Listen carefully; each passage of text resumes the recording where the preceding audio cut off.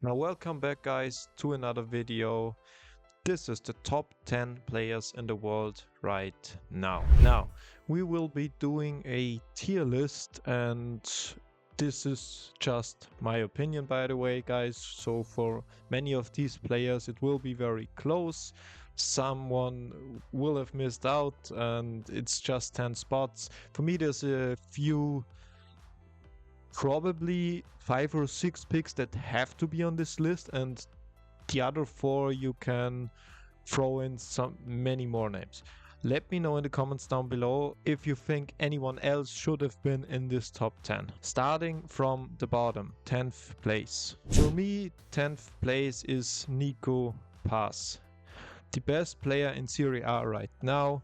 He has 6 goals and 6 assists for Como, and what he's doing is just being a maverick. So I think he has 2 expected assists, but in actuality he has 6, and he created 3 expected goals but has 6 goals in reality, because his goals and assists are just either wonder strikes or wonder passes. You don't see these type of GAs very often that he does. He's looked sharp in every game I've watched him so far, including the game they won against Juventus Como. He is massively overperforming. And you could also argue for Serie A the best player that it's Yildiz or Modric this season, but for me it is him. It's also slight Madrid bias, you could say, but because of him actually someone like some midfielders like Rice and Caicedo missed out on this list. So I've talked about him in detail in my best player in each top league video recently, so you can check that out if you want. On 9 for me there is Nuno Mendes, probably the best wing back in the world right now. Now you could also argue for his brilliant partner on the other side of the field, which is Achraf Hakimi, but for me I just prefer Mendes, so you could have them interchangeably. You could even have them both on the list on 9th and 10th, or even higher up. And Nuno Mendes combines fantastic defensive capabilities with offensive brilliance. So he might be, if he keeps going on like this, one of the best left backs of all time. If he stays this good for like 4, 5 or 6 more years, he might be up there with the likes of Marcelo, Ashley Cole, Roberto Carlos and Paolo Maldini, because he's so good. Nuno Mendes, only 23 years old as well, so he has a lot of time on his hands. Fantastic rating for a defender, because they don't rank them as high because they don't get as many GAs. 2 goals and 2 assists, only 1 yellow card the whole season so far, so shows his defensive capability, so he doesn't get that many cards. He attempts a lot of dribbles as well. They don't always work out, as you see at a successful dribbles rate, but when they do work out, they normally lead to a very dangerous chance or a goal, because he's so fast. He's bombing up and down the pitch, Nuno Mendes. He's just a complete defender. And we can even look in the Champions League, especially because of his offensive stats. He's on 2 goals and 2 assists already in the Champions League, so that is some crazy stuff for a wingback. So that just shows how much distance he covers, his speed, his Champions League stats even better than his league stats. For me, not having either him or Hakimi on this list would have been an absolute howler. And yeah, for PSG, aside from Vitinha, Mendes, there are also Hakimi and João Neves probably that could have been on this list. The front line have actually been underperforming a bit, so no Kvaratskhelia and no Dembele because he's dropped off since last season. Just those 4, so Hakimi, Mendes, Vitinha and João Neves are the shout you can make for PSG in the top 10 players in the world right now. Number 8 is Michael Olise. Now, for Bayern, there is actually a shout you can make for Luis Diaz, because his stats are absolutely crazy this season. He's on like 14 GAs or 14 goals already in the German Bundesliga. He also has 3 goals in the Champions League, but Olise I think is even more brilliant. So Michael Olise, 7 goals, 8 assists in the Bundesliga and 12 starts. So he overperforms with goals and assists massively because he's got more GAs than games. one of the highest ratings, by the way, in Bundesliga on FootMob, with over 8 on average. Yeah, I know GA players with high GAs, they do have these kind of ratings always. We can even take a look at his expected assists and expected goals. So he has about the same expected goals and expected assists than his actual output. And even in the Champions League, I think he's got 4 or 5 GAs already for 1 goal, 3 assists. He rapidly is becoming a superstar in front of our eyes. Michael Olise over 100 million market value on FootMob already. He's very close to Lamine Yamal for the best right winger and the best winger in the world generally right now. So you could make that argument that he's better than Yamal this season. Personally, for me, I have Yamal still over him, but it's very close between those two. I wanted to show love to another defender, and that's why Gabriel is on here. Arsenal's main force of defense alongside Saliba, of course. He's the leader. He's very aggressive. He's almost flawless as a defender, the best defender in the world right now, even though he's had a stinker against Bournemouth the other day where he had a very bad pass but then scored a goal later on to kind of equalize on that grave mistake he made earlier in that game. So Gabriel, for a defender, one of the highest ratings on average in the Premier League, even as a goal threat, the best player in the air right now, so the best aerial threat, the best heading player right now. 3 goals already, 2 assists as well, so as a defender, as a goal threat, very similar to Sergio Ramos. It's just one thing, not only is he similar to that, but he's got a bigger stature than Sergio Ramos because he's taller. And he's been generally one of the best defenders in the world for the last few years. 3 years, you might say. Some will say 3.5 or more. If you had a center back in this list, it had to be him. That's why he's on here. And if Arsenal win the league, he is their main contributor in defense. Even for the high dead ball numbers in the Premier League, long throws, corners, free kicks and so on. He is, to be fair, alongside their standard coach and alongside, or the dead ball coach, I think Nicolas Jover was his name, and Declan Rice with his fantastic deliveries, their main man. Rice, by the way, speaking of Arsenal players, also could have been on this list, but I just decided to go for Gabriel on this one. Now, for me, this is where it gets interesting. Pedri and Vitinha. Very similar profiles, technically very sound players, fantastic players technically, and also they control the whole game of their team. Pedri and Vitinha respectively for PSG and Barcelona. It's just Vitinha, I picked him over him because he's got that hat-trick in the Champions League against Tottenham. That's the only reason why I picked him over him. So kind of Champions League text for Vitinha on this one. Pedri, main midfielder in, well, for Barcelona, best midfielder for Barcelona. You could argue best player. It's just between him and Yamal, they're both absolutely brilliant. And he decided so many games this season for Barcelona in the Champions League, in the league. Definitely a main reason if they're gonna win La Liga with a way worse team than Madrid. He is definitely the main reason alongside Yamal from the players' side. And Vitinha, I spoke about him in depth in the best player in each top 5 league video. You can check that out if you want. Similar profile to Pedri, but has had the Champions League hat-trick. That's why I put him over Pedri. Now, another Barcelona player, Lamine Yamal.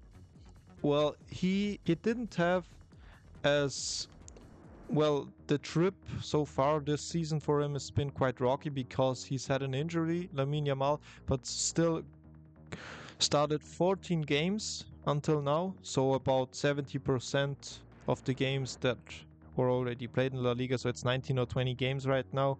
The highest average rating on FootMob, even higher than Mbappe, but personally Mbappe has been even better than Yamal. Those two though in La Liga alongside Pedri, they play in their own league. So has overperformed his expected goals and expected assists massively, which shows the kind of wonder goals and wonder assists he can produce. This guy has mastered the outside of the boot, the Trivela assist, like someone like Modric had done previously or Ricardo Quaresma had done previously. And he also just scores wonder goals, dribbling through defenses and giving you that far corner finish, that Arjen Robben type finish. He has that on lock as well. Stats are kind of crazy as well. Over 50% is actually a very good dribbling rate because he's attempted so many. He's got 82 successful dribbles, and he's played with a bit of a knack because he's also been injured, so he did struggle with his fitness a bit this season. So you kind of can't tax him too heavily for not having like 60% success rate. But what player in the world right now would have that success rate with that high volume of dribbling? It's almost impossible. Now they just won against Villarreal and are now trying to run off with the La Liga title, Barcelona. And even in the Champions League, by the way, he's also got some GAs, 2 goals, 2 assists, overperformed his expected assists, got about as much goals as he has expected goals right here. Yeah, and similar stats than he has in La Liga in terms of dribbling, in terms of assisting. Just a magical player, Lamine Yamal.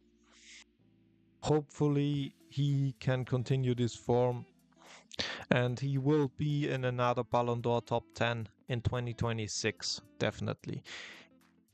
The thing is, if he wants to win the Ballon d'Or, then he will have to do something with Spain at the World Cup and or do something with Barcelona in La Liga and the Champions League to win it, because there are even stronger contenders than him. So he has to win probably not 1 but 2 major titles to actually be in a contention for top 3 in the Ballon d'Or.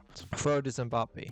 Now I did put him higher a few weeks ago, but it is true that his performances kind of dropped off a bit in November and December compared to someone like Haaland or Kane. Just last time out, complete Madrid bias. For me, on his day with his X Factor, Kylian Mbappe is still the best player in the world. Now, he did struggle with his fitness a bit in December especially, so he dropped off a bit. Now he's got a knee injury and he'll be missing a few games, which is kind of cataclysmic for Real Madrid right now because we need him more than anything. He's got more than 50% of our goals this season. That's how good he's been. And yeah, it's the closest thing we have to a one-man team since Cristiano Ronaldo for Real Madrid. So, and I've talked about him in depth in you know which video. It is linked in the more video section and down below, by the way, guys, if you want to check it out. The video about the top player in each of the top 5 leagues. That's why I'm keeping it short for the top 3. Harry Kane, the runner-up. The only reason he's not first is kind of because I'm taxing Bundesliga a bit compared to the Premier League. It's not as good as a league. Still, even in the Champions League, Harry Kane, fantastic performances. Playmaking, passing, assisting, shooting, this guy has it all. He's not the most physical, he's not the fastest, but everything else, shooting, playmaking, he's got it on lock. He has about 1.5 to 2 goals or assists per game in the Bundesliga right now. Stats that haven't been, well, you could even argue have never been seen before, but I think they have been done by Robert Lewandowski in the past. So it shows you how good he's been. And on first, Erling Haaland. And let's be honest here, Premier League, he could be up for an all-timer Premier League season, beating his own record of 36 goals in the Premier League.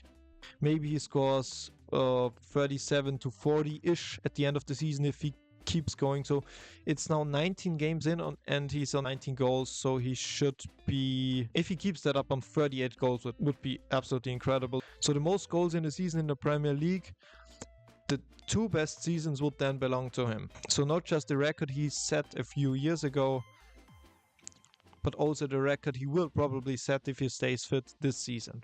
Now, Norway are obviously also in the World Cup, just like England are, just like France are. Will he be doing something with Norway in the World Cup? It would be pretty ridiculous, but I don't think that is the thing he should be going for to win the Ballon d'Or this season. I think a combination of Champions League and the Premier League could win him that. Remember, Rodri won it in 2024 because he won the Euros, he won and the Premier League in one season. I think that was it for Rodri. So if he wins two major trophies, Champions League, Premier League, or which is a far cry to actually win, that would be incredible because Man City are now 7 points behind Arsenal at the time of the recording of this video. So even if he doesn't win the Premier League, Champions League, or World Cup, he's definitely the best goal scorer this season. I think he also pretty much set a record for the most goals in a World Cup qualifying round, which is kind of nuts as well. He also scored 2 against Italy, I think, in the last game day of the qualifying rounds. And now Norway are now qualified for a World Cup. I think they haven't qualified for like 30 years before that. So Haaland, yeah, he's just a force of nature, a freight train, a monster. Yeah, guys, let me know what you think about this list. So on 10th, Nico Paz. Then on 9th, Nuno Mendes. On 8th, Michael Olise. On 7th, Gabriel. On 6th, Pedri. On 5th, Vitinha. On 4th, Lamine Yamal. 3rd, Mbappe. Runner-up or 2nd, Kane. And on 1st, or the best player in the world right now, is Erling Haaland. Yeah, guys, like, share, and subscribe. Share the video with some friends. Let me know down below because that's what I'm interested in. What you guys think. Have I missed anyone? Had I howled over with some of these? Or is this list okay? Or is it complete bollocks or bullshit? I'll see you soon. Take care.